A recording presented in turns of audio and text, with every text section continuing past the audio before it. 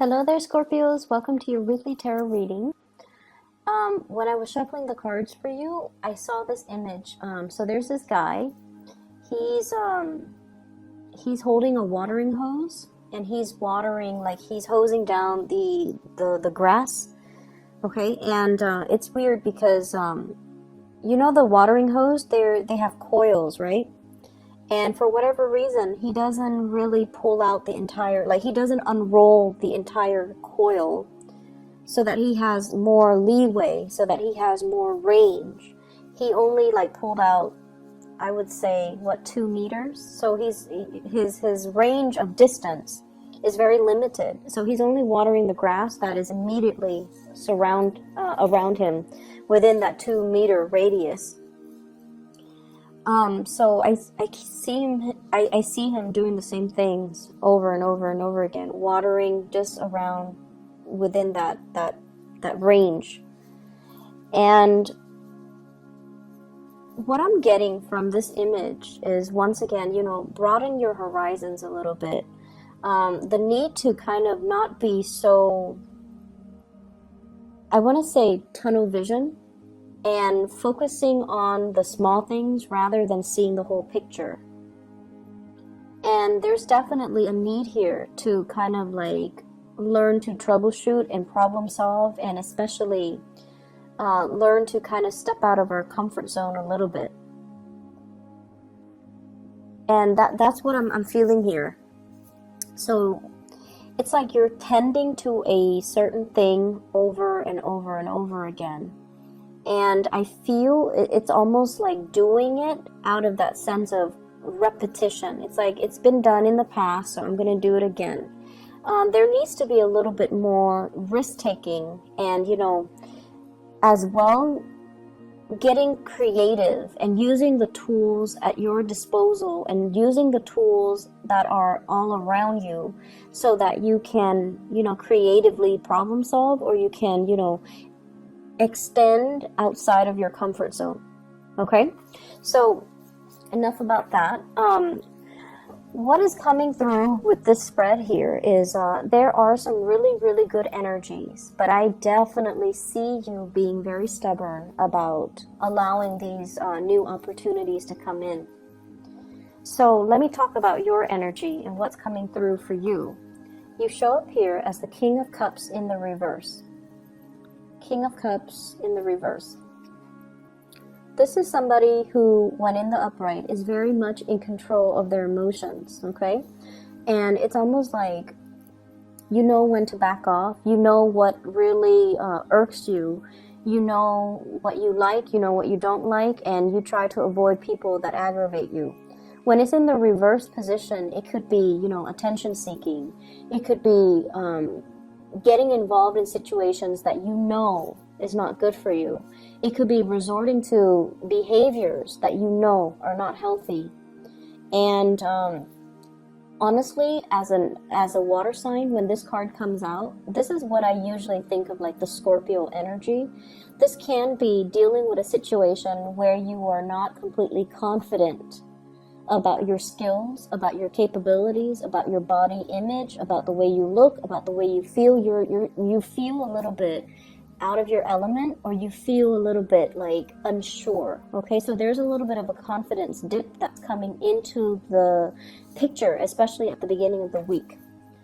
And what I feel happening here is the way to get out of this situation and the way to kind of resolve these insecurities is you have to kind of,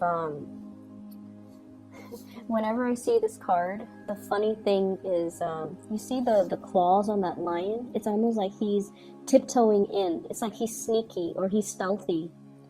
And I feel like the way out of this is to honestly talk about it, okay? Don't tiptoe and don't beat around the bush. Don't tiptoe around the subject. You really need to kind of like, kick the doors in and just make your presence be known, or make the situation, like, bring it to light. Because whoever you're dealing with, they're very sympathetic, they're very empathetic, and they're going to tell you it's going to be okay. They're going to reassure you. They're going to soothe away all of your insecurities. They're going to soothe the situation. They're going to make it better. So there's no need to kind of like slither in and, wonder about the situation. Just put it all out there and see what happens, because you're dealing with someone who's seen it all. Okay, so this is in the traditional Rider-Waite deck, it's an angel with a lion. So this is somebody that there's a great degree of trust in this card. Two people really trusting one another. And they know that whatever they reveal, the other person is not going to use that as ammunition, in the next argument, in the next fight. They're not going to use it against you. And you likewise are not going to use their deepest, darkest secrets or their fears or their insecurities against them. So there's a great degree of trust. And, a lot of people say Scorpios are very, very secretive. And I feel to a certain extent, everyone is very, very secretive about the things that make them feel insecure. We don't go around revealing what makes us, insecure or what makes us feel less than. It's a sore spot for many of us. But I'm feeling it is especially so for you Scorpios. And as a result of it, I feel almost like you trust somebody enough to reveal all of these things about yourself, and they've never used it against you. And so the advice here is definitely, put it all out there. Get it out in the open. It's like that Band-Aid. Don't rip it off slowly. Rip it off fast and do it once and do it right, and you never have to worry about it. Okay, so you have somebody in your life that you can definitely trust with all of these problems. So if you're having a little bit of an identity crisis, if you're having a self-confidence dip, you definitely can communicate with them, and I feel like it can work out, and they can make the situation a lot better for you. They're presenting you with some information that you might not even have thought about. We have some new work that's coming into the picture. And I also see travel and movement associated with this new job. So what I have here is the Ace of Coins. This is the beginning of something that you can definitely build upon, okay? Many of you have recently started a new job. Many of you as well have recently relocated. Two of Wands. This is movement, travel, change in direction. And I feel like, there were definitely some divine protection here, working behind the scenes in order to facilitate this process for you. So you have some really positive things, but I definitely see like a lot of uncertainty coming through from your end. And I feel like it is your own personal hang up, because the surrounding energies, everything looks really good. Okay. New work, new income generating opportunities, new opportunities for travel. You have somebody that you really trust. And we have the Magician, which is you manifesting, trying to create that abundance in your life, connecting with people, being the life of the party, being sought after, being invited out to, enjoy the festivities. Okay, this is a person that is really in their element. And as the Magician, he embodies the energies of all the elements, so he has mastery over everything. And so I feel like it might be, towards the middle or the end of the week where you're going to start to feel this energy full force, where you're going to be able to overcome the insecurities, where you're going to be able to feel like you're in your element. And we also have as well, what I'm seeing is, it feels to me like there's a relationship here from the past where one person is investing a lot of their time. It feels to me like it could have been a long distance relationship, because the Two of Wands is a relationship card, but there's only one person in the picture. And there might have been like a long distance relationship, and I feel like it wasn't emotionally fulfilling for many of you. You have found ways to try to rectify the situation. You have, made sacrifices in order to keep this person in your life. The other person as well could have encountered like a new position, a new job. They might have moved away, and then you're making plans to move to where they are. So I feel like the two of you, if you're in a relationship, it has been long distance, or, there's a coming together. Okay, so the two of you are making contingency plans to be in the same location at the same time, and both of you are going to be able to achieve that. So if there's a will for the two of you to work together, to want to make this relationship work, but keep in mind, both people have to be on board. Otherwise, it's not going to work. But I feel like there's a fear here. You know, if I relocate, are you going to relocate? Are we on the same boat? Are we on the same team? Are we working towards the same goals? So I feel like, you know, I jump, you jump. So you have somebody that you love, and they're definitely going to be there for you. And I feel like if you are, for whatever reason, relocating, moving for a new job, it's going to work out really, really well for you, okay? You have a lot of success that is coming through in the professional front, where you're going to be highly visible. So I feel like it could be a vertical movement, like a promotion, but I feel like there's a lot of public dealings with this job.